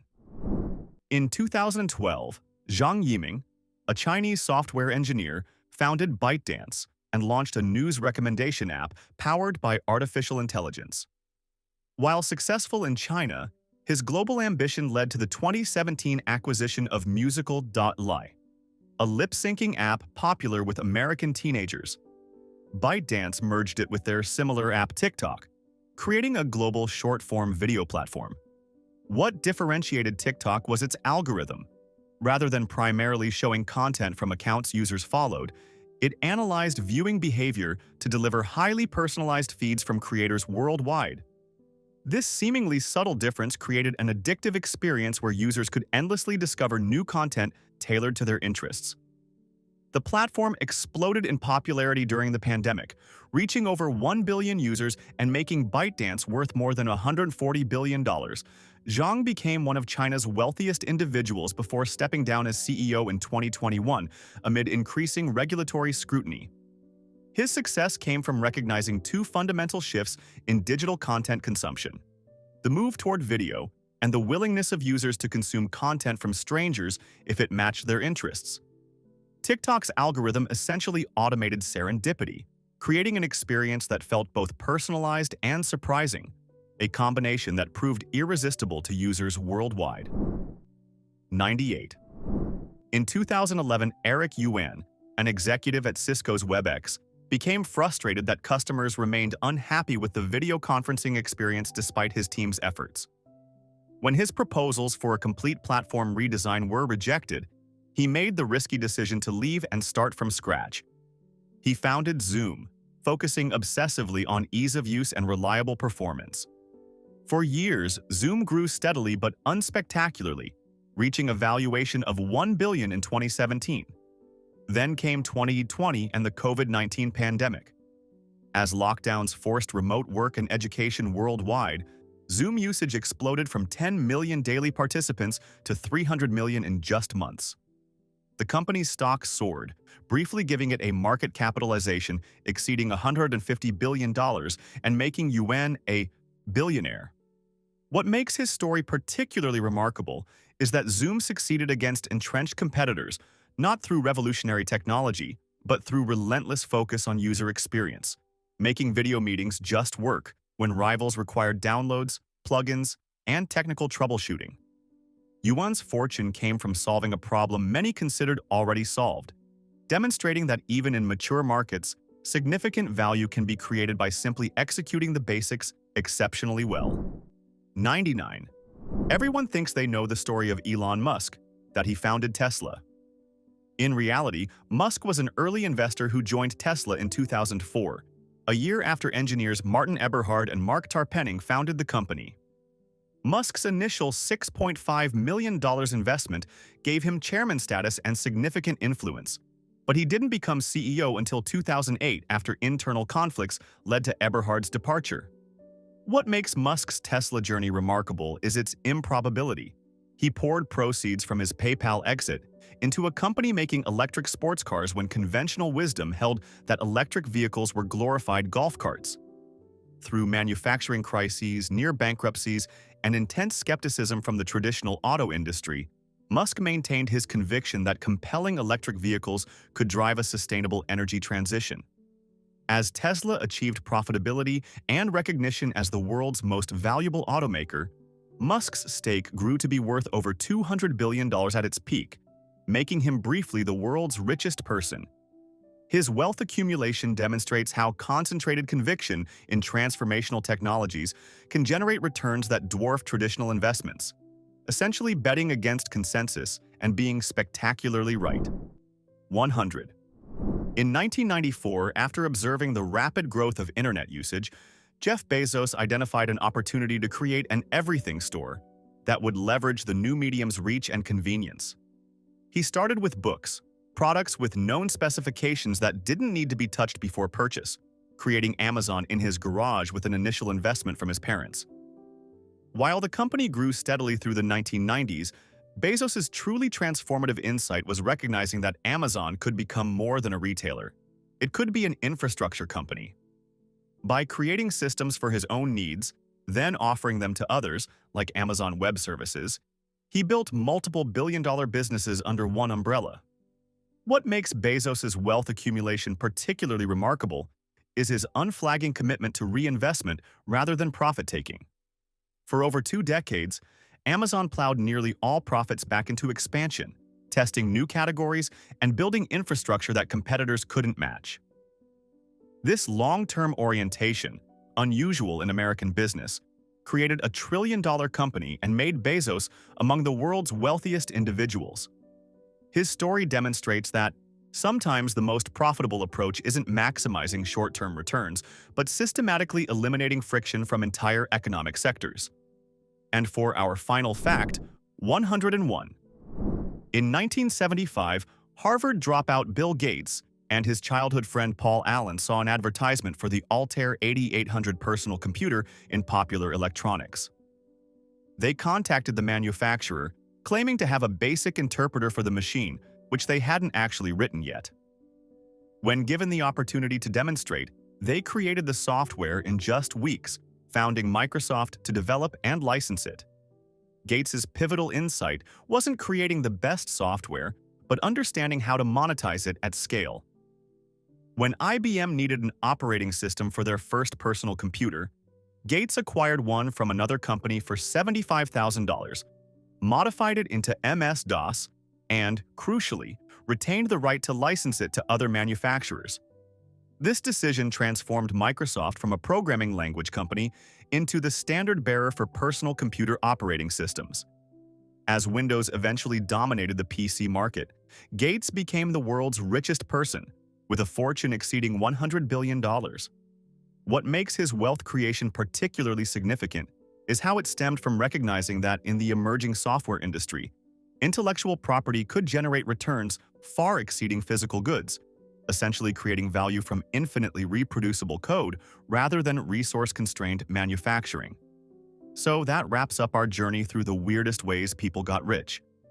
From pet rocks to billion-dollar meme currencies, it proves that fortune often favors the strange and unexpected, not just the conventional paths we're taught to follow.